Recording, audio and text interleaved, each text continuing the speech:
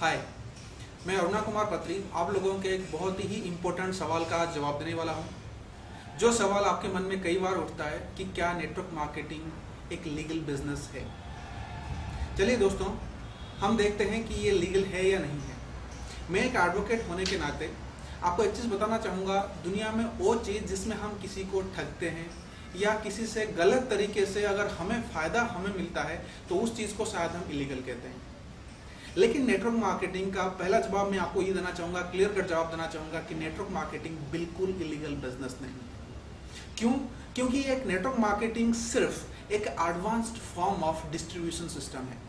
Distribution system मतलब कि कोई सामान जब एक मैन्युफैक्चरर बनाता है और उसको कंज्यूमर के पास पहुंचाना होता है, जो सिस्टम को फॉलो करता है उस सिस्टम को हम डिस्ट्रीब्यूशन सिस्टम कहते हैं।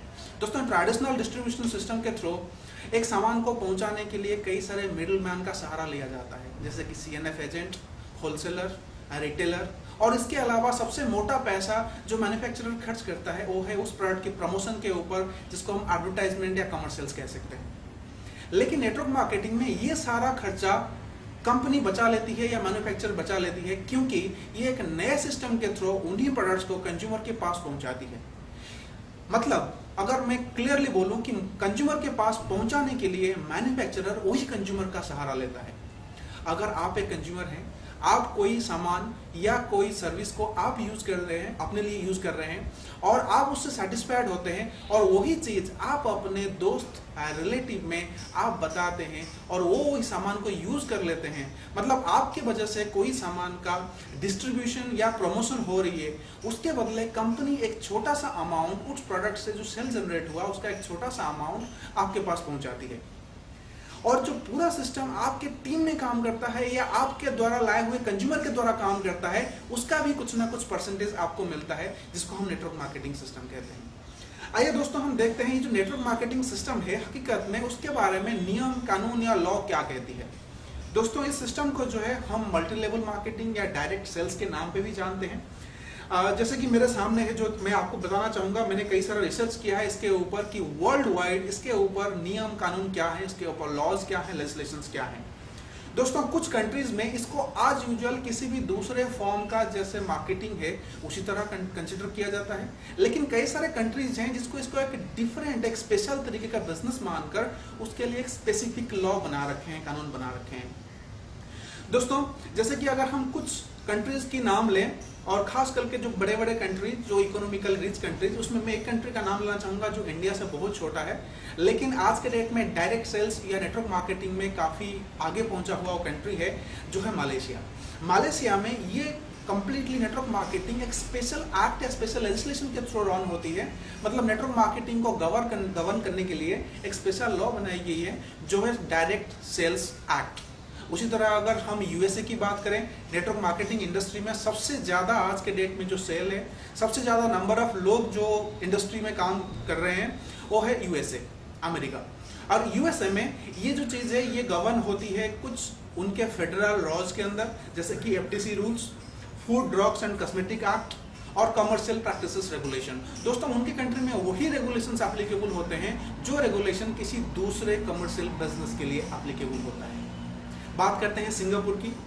सिंगापुर में ये पूरा बिजनेस जो है एक पर्टिकुलर ऑर्डर के थ्रू गवर्न होती है, जिसका नाम है multi level marketing and pyramid selling excluded schemes and arrangements order 2000। ये एक पर्टिकुलर ऑर्डर है जिसके थ्रू ये पूरी इंडस्ट्री गवर्न होती है, नेटवर्क मार्केटिंग गवर्न होती है। नेटवर्क मार्केटिंग के सारे बायलॉज, रूल्स, रेगुलेशंस इस लॉ के अंदर फ्रेम्ड है। दोस्तों, अगर चाइना की बात करें, चाइना ने इस कंट्री के ऊपर अच्छे टाइम भी देखे हैं और बुरे टाइम भी देखे हैं।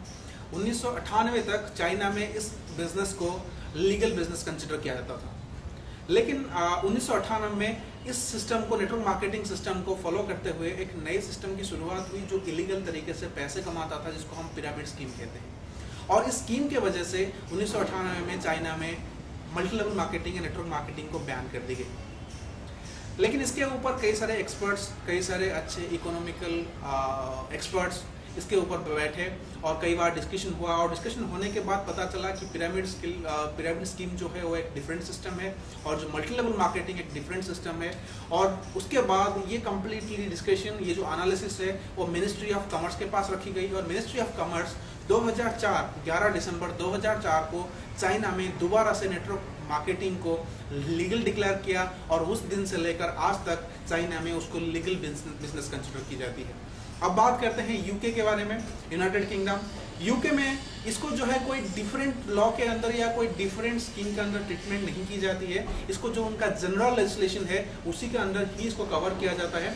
जैसे कि उनका जो लॉ है ऑलरेडी बनी हुई है, ऑलरेडी फ्रेम्ड है। किसी भी दूसरे ट्रेडिंग स्कीम के लिए जो है ट्रेडिंग स्कीम रेगुलेशन 1997, इसी के अंदर ही वो मल्टी लेवल मार्केटिंग कवर होती है।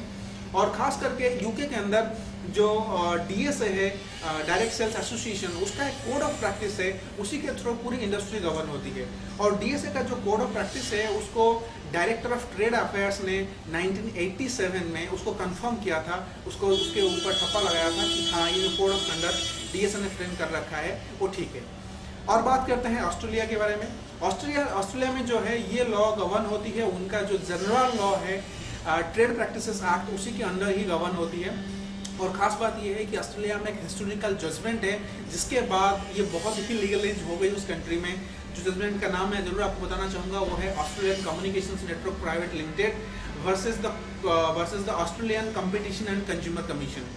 यहाँ पर कोर्ट ने ये हेल्ड किया कि पिरामिड सेलिंग और मल्टी लेवल मार्केटिंग दो डिफरेंट चीज़ें हैं, और मल्टी लेवल मार्केटिंग जो है वो कम्प्लीटली लीगल है और जो पिरामिड स्कीम है वो कम्प्लीटली इलीगल है। और हम बात करते हैं हमारे अपने देश के बारे में, इंडिया के बारे में, कि इंडिया का लेजिस्लेशन क्या कहती है। शायद हो सकता है आपको पता होगा कि एक एक्ट 1978 में पास हुई थी जो है prize chit and money circulation scheme banning act, जिसके थ्रू चिट फंड्स वगैरह को बैन कर दी गई थी, मनी सर्कुलेशन स्कीम्स वगैरह को बैन कर दी गई थी। स्पेसिफिकली ये जो है ये आपके पिरामिड स्कीम को ही बैन करती है। और इसके ऊपर एक बार सुप्रीम कोर्ट के सामने एक केस भी आया था जिसमें सुप्रीम कोर्ट ने ये हेल्ड किया था कि नेटवर्क मार्केटिंग प्लान जो है ये एक सिस्टम है direct selling of goods from the manufacturer to the consumer, और ये कोई भी मैलिशियस प्रैक्टिस के अंदर नहीं आता है, कोई भी गलत सिस्टम के अंदर नहीं आता है, कोई मिसचिफ जो डिफाइंड है price chit and money circulation scheme banning act के अंदर, उसके अंदर ये कोई मिसचिफ नहीं है। नेटवर्क मार्केटिंग एक लीगल बिजनेस है।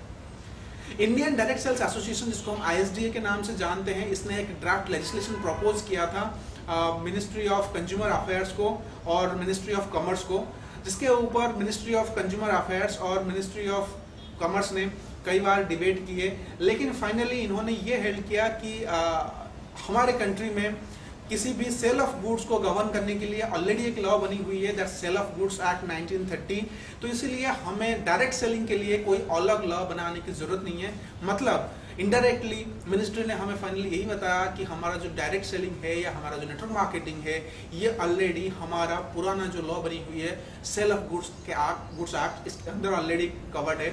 और कंज्यूमर के प्रोटेक्शन के लिए, चाहे वो नेटवर्क मार्केटिंग के थ्रू प्रोडक्ट खरीदता है या अपने ट्रेडिशनल डिस्ट्रीब्यूशन के थ्रू, कंज्यूमर के प्रोटेक्शन के लिए ऑलरेडी एक लॉ है कंज्यूमर प्रोटेक्शन एक्ट 1986।